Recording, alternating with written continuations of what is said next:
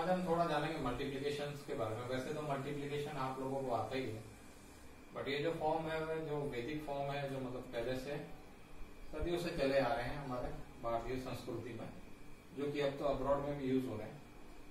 Multiplication generally क्या process है, तो हम इसको इस तरीके से बोल सकते हैं, adding a number for a number of times. जैसे कि जब आप बोलते हो कि 9 3 टाइम्स इज 27, तो इसमें हो क्या रहा है, आपने 9 को 3 टाइम्स प्लस किया and that is same as 3 को 9 टाइम्स प्लस करना।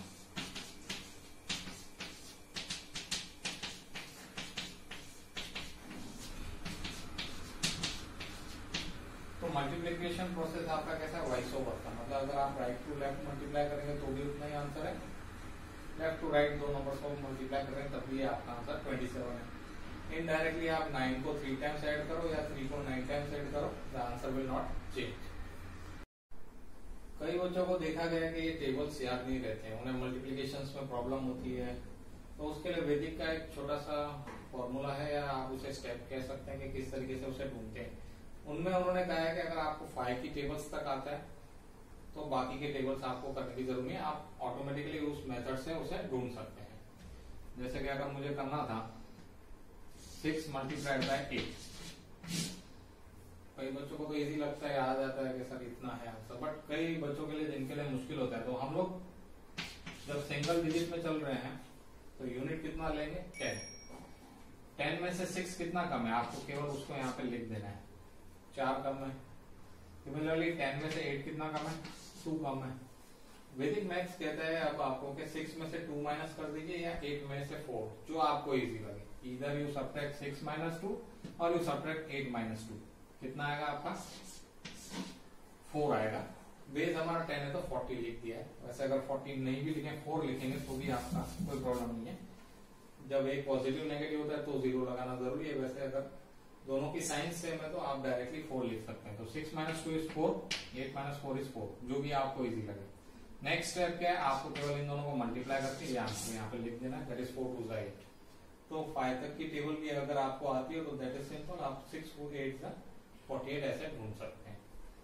दूसरा एग्जाम्पल ले लेते हैं, सपोज कीजिए आपका है 8 मल्टीप्लाइड बाय 7, तो 10 में से कितना कम है, आप इजीली बोल सकते हो कि 2 कम है, और ये कितना कम है, 3 कम है। तो 8 माइनस 3 और 7 माइनस 2 इज 5, 3 2 6, तो 7 8 56।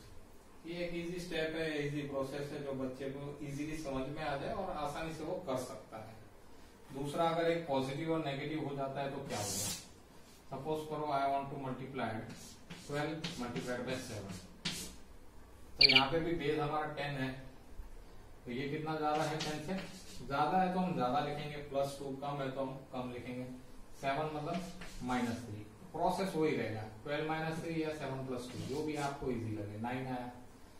अब यहाँ पे टोटल कितना है आपका, -6, तो -6 आप 9 में से नहीं माइनस करोगे, मैंने आपको बोला था बेस 0 रहेगा, जो 8 आ रहा था हम डायरेक्टली यहाँ पे लिख रहे थे, वो ऐड हो रहा था। अब यहाँ पे क्या है, सब्ट्रैक्ट होगा, so it will be answer 84।